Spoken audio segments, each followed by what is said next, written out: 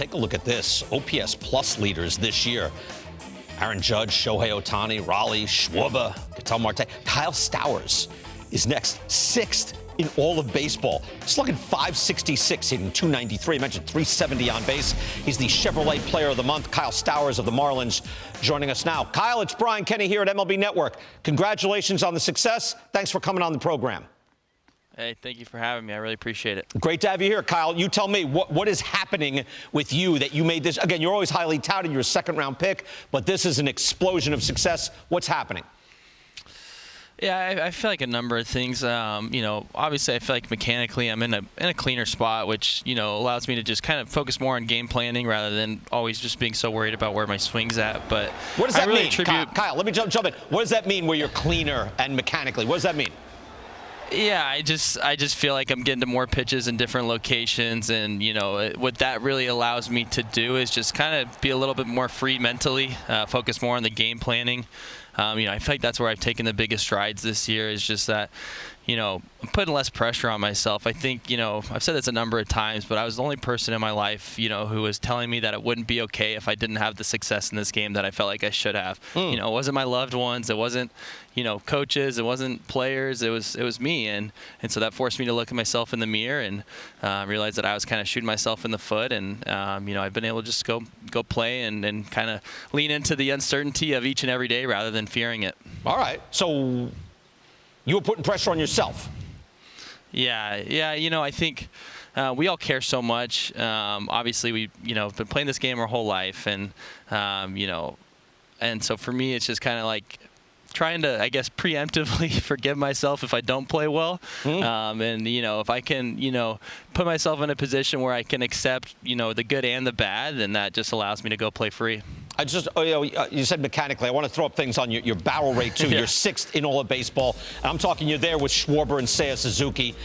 There's also a stat pulled air, which is you're pulling the ball in the air. That's a power shot. So certain things have done. But I'm fascinated by what you said, cleaning up mechanically. Was that a coach? Is that baseball ops? Did you just find a different mechanical stance that you said freed you because now you know what you're doing? Like, what changed there?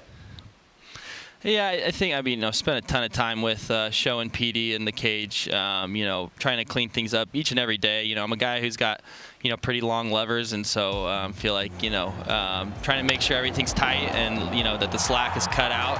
I think it started early in the year with just, kind of being on time to the best heater, the firmest pitch that the guy has. I think last year, got pretty bullied by velocity, and so this year was trying to come in and kind of solve that problem. And there's drills and stuff we did, but then for me it just kind of started with being more on time and giving myself space to allow the body to work. I'm watching the highlights now, like in a whole different biomechanical sense. Who's Petey? I'm sorry, who?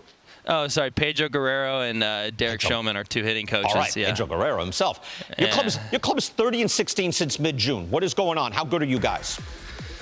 Yeah, I think we've been playing really good baseball the last few months. I think early in the year we were in some of these games, and then kind of like 6, 7, 8 innings we would kind of make a mistake that would end up proving costly, and the score would maybe look a little bit lopsided. But we started cleaning up a lot of those mistakes, mental mistakes, physical mistakes, playing clean baseball late in games. And then honestly, I think what this team does such a good job is we just kind of respond to whatever the game dictates, whether it's, we've won the, 2-0 pitchers duels. We've won, obviously that game against the Yankees the other day where it was a high scoring affair, and just kind of responding to whatever the game dictates is, I think, what this team is capable of doing.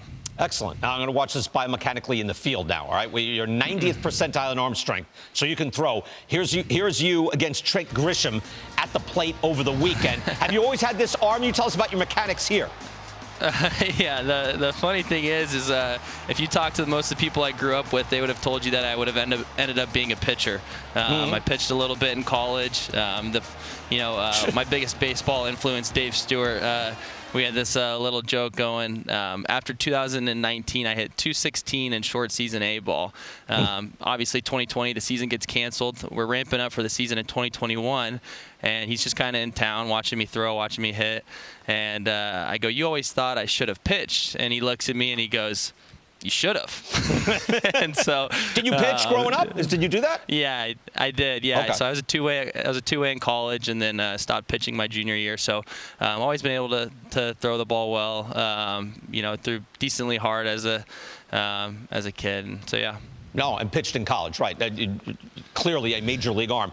I'm just wondering, like, again, I had your name associated, obviously you did too, with the Orioles. What is it like, psychologically, emotionally, to get traded? Yeah, it's a lot. I think something that I did want to happen. Between the guys that were in front of me and the guys that were quote unquote behind me and passing me in that organization, it just felt like it's time for me to get a chance somewhere else. And so I did want it to happen. But that being said, when it did happen, it was a lot. It's very much a whirlwind, and I think obviously the deadline just happened, and for the fans across the league, give these guys a chance to settle in, and they just got uprooted from their lives. They have families, and it's a big adjustment. So I think sometimes it takes time, and obviously in my case it took more than just last year, and it took me some time into this year to get comfortable. And so yeah, it's definitely a whirlwind. I imagine. And hitting 3 home runs against them felt good, right? Oh yeah, that was cool. Obviously going back to Baltimore, have some good memories there. The people there, I just truly love, and so I'd be lying to you if I said it didn't feel a little extra special to play well there. It was really good to get to catch up with everyone, and but very excited to be here, and very excited to be playing competitive baseball in Miami. Yeah, you can't say with 3 home, 5 for 5. Was that the Orioles we were playing? I hadn't really noticed. All right. Yeah. Oh yeah, those are my old pals. Hey Kyle, congratulations on all the success. Again, National League Player of the Month. That's over a good period of time, and you're having a fantastic season. Terrific talking to you. Thank you so much. Hey, thank you very much. I appreciate it.